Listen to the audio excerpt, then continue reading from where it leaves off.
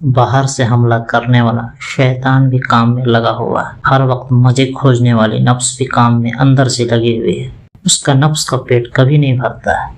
کہ اللہ میں پناہ مانگتا ہوں ایسے نفس سے جو کبھی سیر نہ ہو, کبھی اس کا پیٹ نہ بھرے, ہمیشہ مزاق ہو جیسے ایسے سبھی نفسوں سے میں تیری پناہ مانگتا ہوں. شیطان لگے ہوئے ہیں, آپ کی بری عادتیں آپ کے ساتھ, آپ کی نفس لگی ہوئی ہے. کرامن کاتبین سارے چیز لکھ رہے ہیں, داہنے کندھے اور بائیں کندھے پر بیٹھنے والے فرشتے سب کچھ لکھ رہے ہیں. بارش کے فرشتے ہو گئے, ہوا کے فرشتے ہو گئے, جتنے بھی فرشتے ہیں سب کو اللہ تعالیٰ نے جو حکم دے رکھا ہے سب اپنا کام مضبوطی سے کر رہے ہیں. سورج اپنے کام بخوبی سنبھالے ہوا ہے.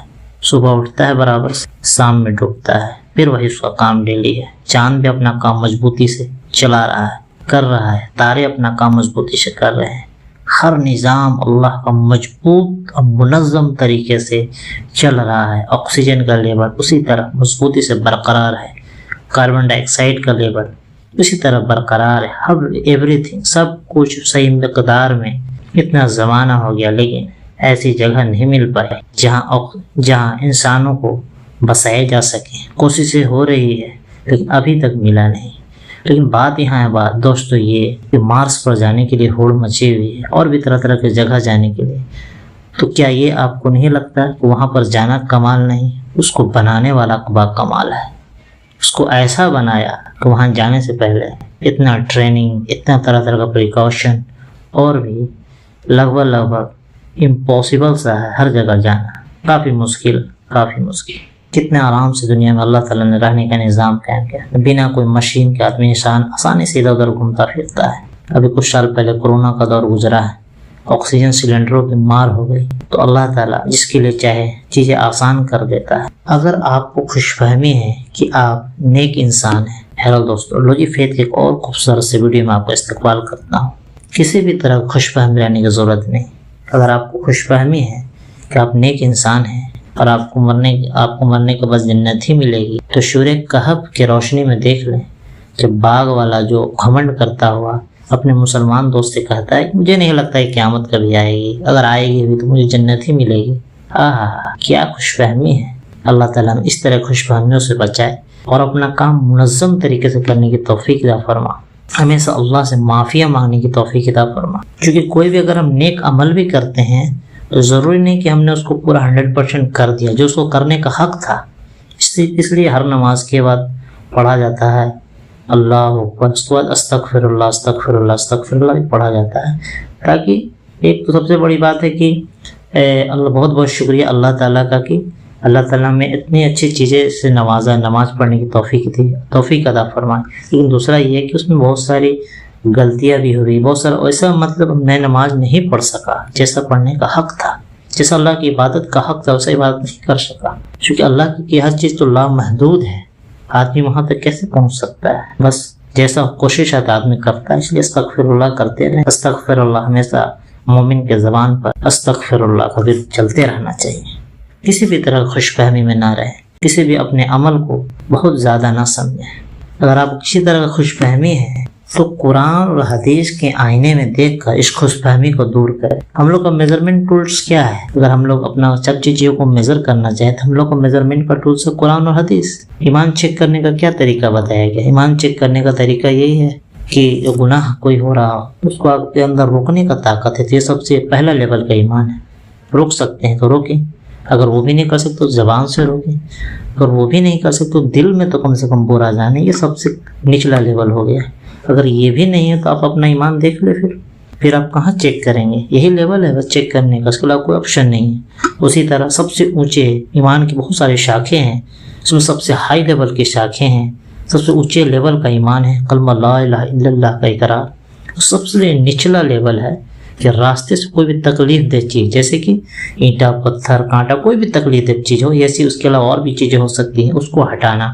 اگر آپ نماز پڑھنے جا رہے ہیں, آپ کی داڑھی بھی ہے, ٹکنے سے اوپر اپنے کپڑا بھی پہنا ہوا ہے, ایوری تھنگ پرفیکٹ ہے, آپ ایماندار بھی, ایوری تھنگ ہے. آپ پتہ ہے ایک مسلمان کے جو ہوتے, لیکن آپ راستے سے پتھر, اینٹا, کانٹا نہیں ہٹا رہے, آپ سیدھے چل دے رہے ہیں اور آپ سوچ رہے ہیں کہ آپ ایمان والے ہیں. تو آپ اس حدیث کی روشنی میں دیکھیں ہے کہ اگر آپ راستے میں کوئی بھی چیز دیکھتے ہیں کہ کوئی بھی تکلیف دہ چیز، اس کو سائڈ کریں. کوئی کیلا کا چھلکا پڑا ہوا ہے، کوئی ایسی چیز جو نقصان دہ ہو سکتی ہے، تو اس کو سائڈ کریں. یہ آپ کی ڈیوٹی ہے، آپ کے ایمان کا حصہ ہے. اگر آپ یہ نہیں کرتے تو حدیث کی روشنی میں دیکھ لیں کہ آپ کا ایمان کس لیول کا ہے. جو دھوکہ دے گا وہ ہم میں سے نہیں ہے. ہمارے نبی صلی اللہ علیہ وسلم کا ارشاد ہے، دھوکہ دینے والا ہم میں سے نہیں. آپ کے پاس نوٹ کی گڈی ہے، آپ کے پاس 100 روپے کا 10 کا نوٹ ہے، اس میں 2 نوٹ آپ کا خراب ہے، تو آپ ایسا نہیں کہ اس کو چھپا کے اندر رکھیں. اس نوٹ کو آپ اوپر رکھیں جو سب سے پھٹا والا، اس کو بتا بھی دیں تاکہ آپ امتی ہونے کا ثبوت دیں. ہمارے نبی صلی اللہ علیہ وسلم مارکیٹ سے گزر رہے تھے، چونکہ دورہ کرتے رہتے تھے، چیک کرتے رہتے تھے ایوری تھنگ. تو ہوا کیا کہ ایک جو ویپاری جو بیچ رہا تھا، گیہوں بیچ رہا تھا، تو وہ گیلا گیہوں جو خراب تھوڑا گیہوں تھا وہ اندر رکھے ہوا تھا، سوکھا ایک دم فریش گیہوں اوپر رکھے ہوا تھا. صلی اللہ علیہ وسلم نے ہاتھ اندر گیہوں میں ڈالا اور جو بھینگا وہ خراب گیہوں تھا اوپر نکال کے دکھایا. بولا کہ تم نے یہ اوپر کیوں نہیں رکھا کہ لوگوں کو پتہ چل جاتا کہ یہ خراب گیہوں ہے. تم دھوکہ دیتے ہو، دھوکہ دینے والا ہم میں سے نہیں. سن لو جو روزہ نہیں رکھتا عیدگاہ میں نہیں ہے. اس طرح سے بہت ساری تنبیہ کی گئی تھا، جگہ جگہ قرآن میں بھی جگہ جگہ اللہ تعالیٰ نے تنبیہ کیا. بے شک اللہ ظالموں کو ہدایت نہیں دیتا. تو کیا آپ ظلم کر رہے ہیں؟ ظلم کی بہت ساری قسمیں ہیں. آپ دیکھیں کہ اپنے لیول پر آپ کہاں کہاں ظلم کر رہے ہیں.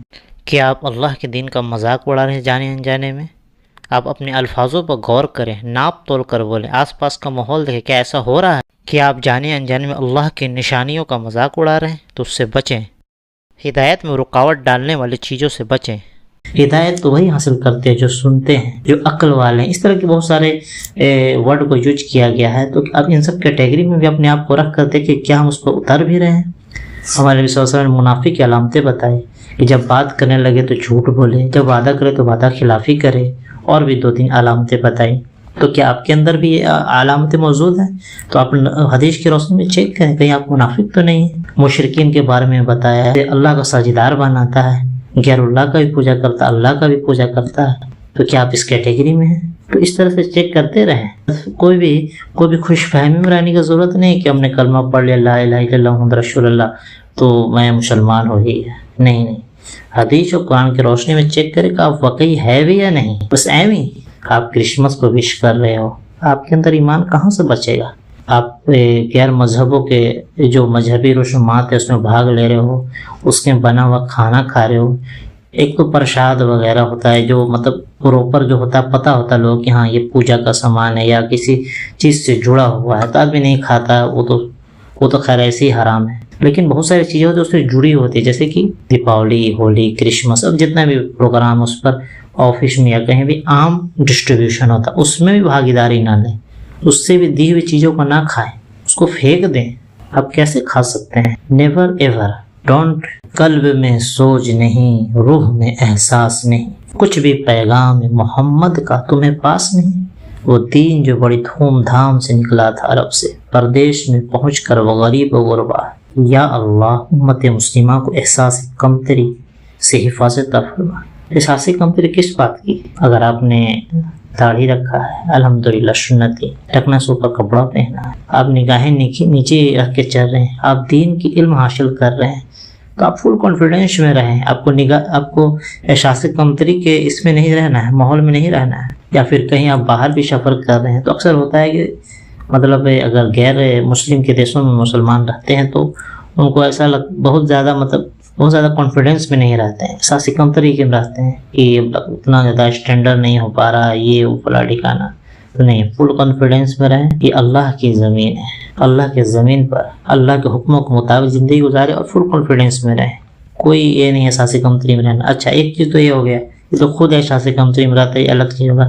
لیکن اس سے بھی بڑھ کر خطرناک وہ جو خاص طور پہ بیماریوں کی طرف پھیل چکی ہے کہ کالج یونیورسٹی سے جڑے ہوئے لوگ جو بھی ہو، اسٹوڈنٹ ہو یا کوئی بھی ہو، وہ مدارس میں پڑھنے والے بچے مدرسہ کو یا پھر طلباء کو یا حافظ کرام کو، علماء کرام، یہ جو بھی دین کا کام میں لگے ہوئے، دین کا کام کر یا دین جیسا گیٹ اپ لیے ہوئے ہیں، ان لوگ احساس کمتری کی نگاہ سے دیکھتے ہیں. تو یہ بھی بہت بڑی بیماری پھیل. اللہ تعالیٰ ہم سب کی حفاظت فرما.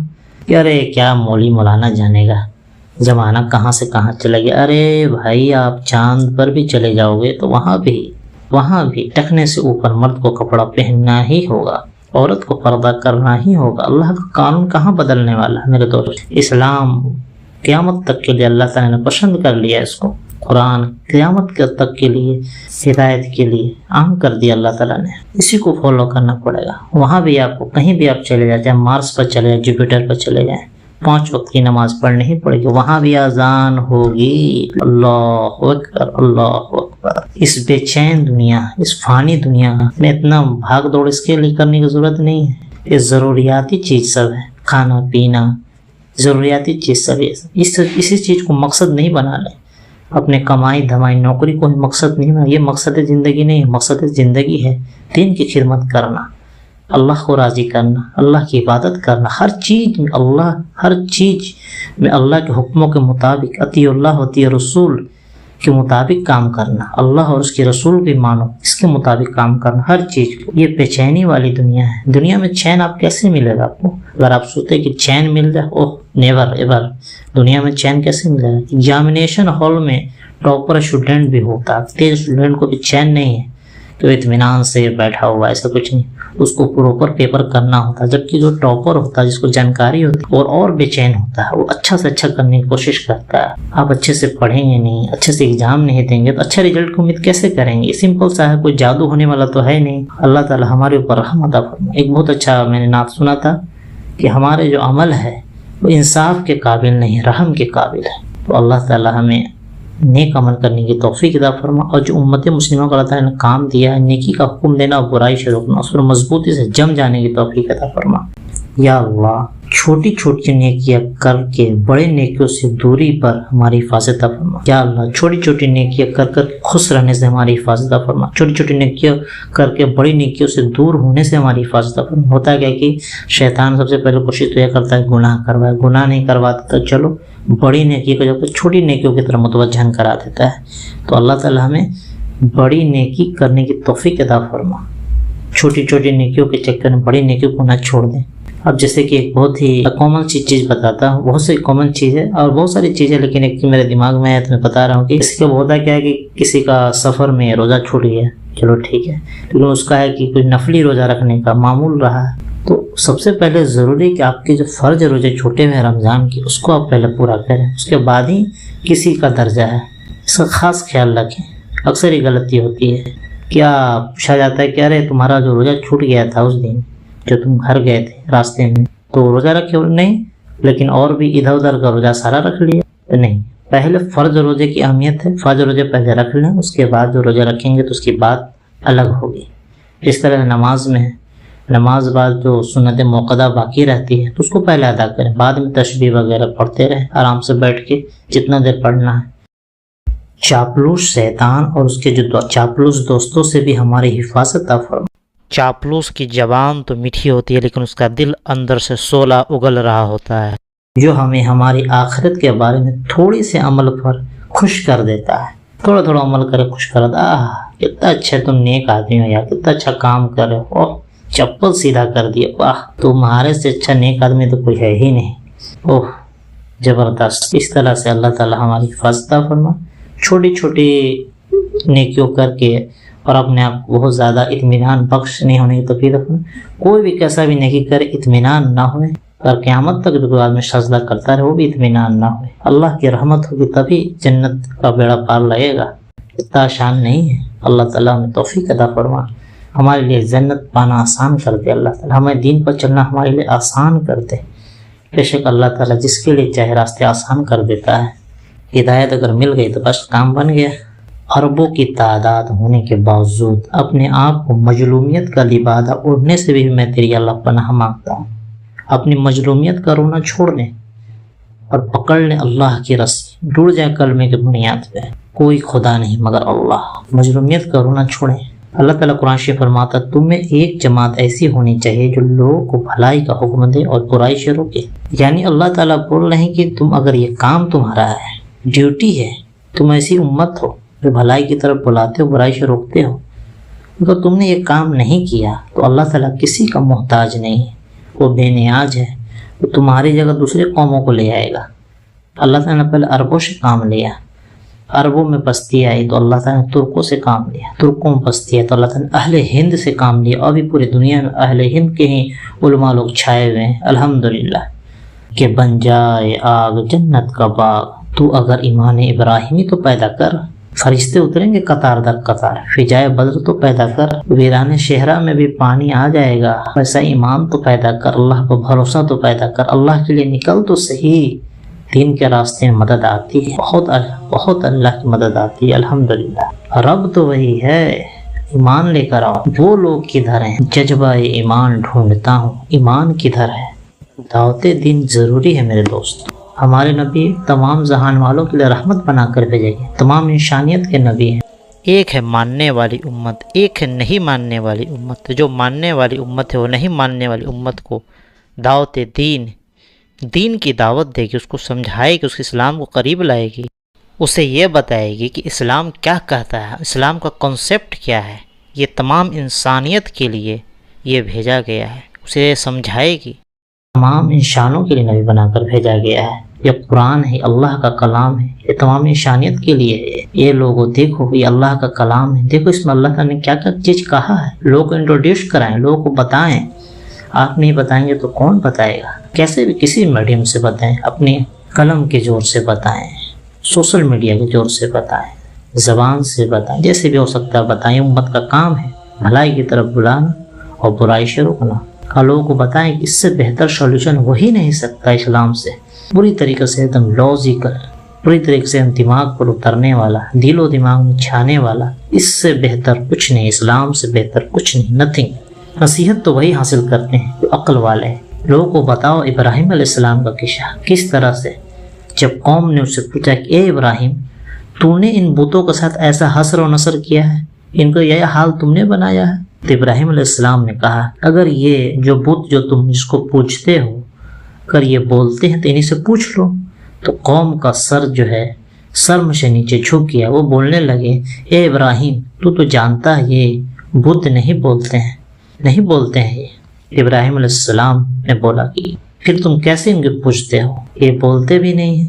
یہ سوچنے کی بات ہے میرے دوست، یہ بت تو ایسے ہیں کہ ان پر مکھی اگر بیٹھ جاتی ہے اس کو اڑا بھی نہیں سکتے، یہ تو ایسے ہیں کہ اگر مکھی ان سے کوئی چیز چھین کر بھی لے جائے تو سارے بت مل کر بھی وہ مکھی سے وہ چیز واپس نہیں لے سکتے ہیں۔ یہ کھجور کے گٹھلی کے اوپر کے چھلکے کا بھی مالک نہیں، آپ ان کو پکارتے ہیں۔ ابراہیم علیہ السلام نے دیکھا کہ لوگ سورج کو پوج رہے ہیں، لیکن سورج جب ڈوب گیا تو انہوں نے بولا کہ ڈوبنے والا میرا خدا نہیں ہے۔ اس طرح چاند کو دیکھا کہ لوگ پوچھ رہے ہیں، چاند ڈوب گیا تو انہوں نے کہا کہ نہیں، یہ میرا خدا نہیں ہو سکتا۔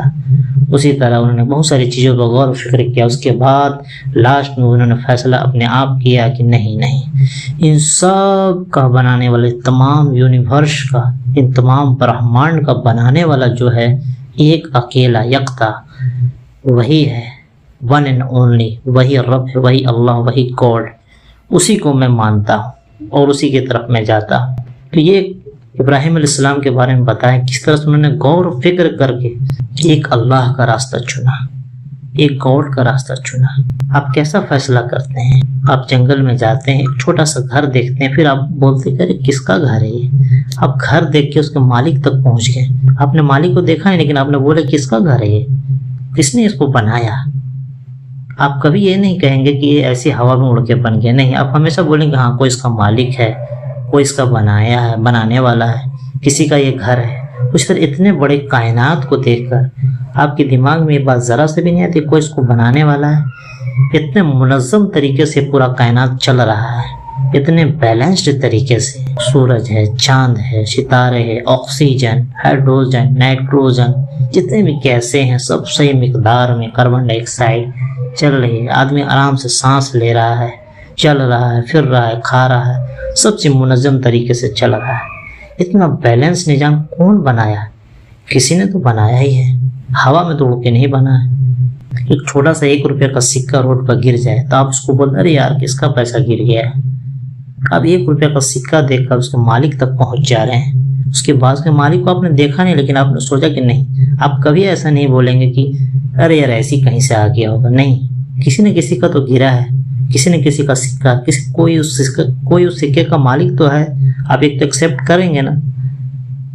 تو آپ اتنے بڑے کائنات کو دیکھ کر، یہ پہاڑ، یہ سمندر، یہ برہمانڈ، یہ اربوں خربوں تارے ستارے، سورج، چاند، پرتھوی، زمین آسمان سب کو دیکھ کر آپ یہ نہیں سمجھتے کہ ہاں اس کو کوئی بنانے والا ہے. اتنا منظم طریقے سے یہ بگ بینگ ہوا, سارا چیز پھیلا, صحیح طریقے سے پھیلا, اور پوری دنیا کی انسانیت جتنے بھی سائنٹسٹ ہیں وہ اس بات پر پہنچ چکے ہیں کہ جس طرح سے یہ پھیلا ہے ایک نہ ایک دن یہ سکڑے گا اور یہ پھٹ جائے گا, سارا چیز ختم ہو جائے گا, اور دا اینڈ آف دی چیپٹر. اور یہاں تک بھی پہنچ گئے ہیں سائنٹسٹ کہ یہ جو دوبارہ سکڑنے کے بعد چیزیں جو ختم ہوگی تو پھر ایک بار بگ باؤنس ہوگا اور چیزیں پھر پھیلے گی اور نئی زمین, نئے آسمان, سب کچھ نیا بنے گا.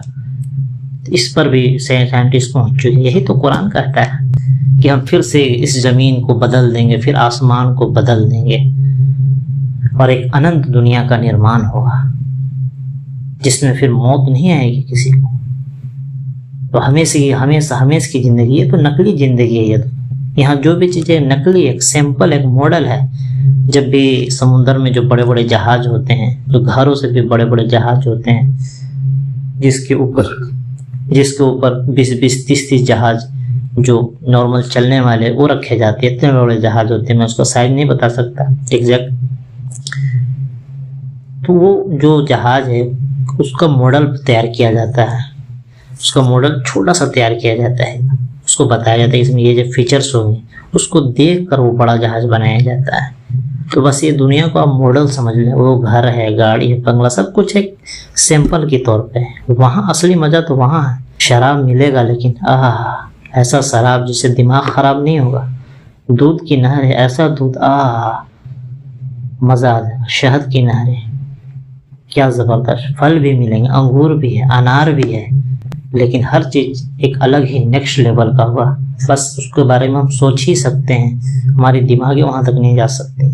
اللہ تعالیٰ کوئی مشکل نہیں, نتھنگ. اس لیے جو کام ہے اس کو مضبوطی سے کرنے کا ہے, تھوڑا بھی کوتاہی نہیں کرنے کا. کبھی نہ ڈوبنے والا, جو سب برہمانڈ کا بنانے والا وہی ہے میرا رب, جس کی کرسی نے آسمان اور زمین اپنے گھیرے میں لے رکھا ہے بس وہی جو الیکٹرون کو بنانے والا ہے, پروٹون کو بنانے والا, نیوٹرون کو بنانے والا, ہیلیم کو بنانے والا, ہائیڈروجن کو بنانے, سب گیسز کو بنانے والا, مارس کو بنانے والا ہے. مارس پر جانا کمال نہیں ہے, مارس کو بنانے والے کا کمال ہے.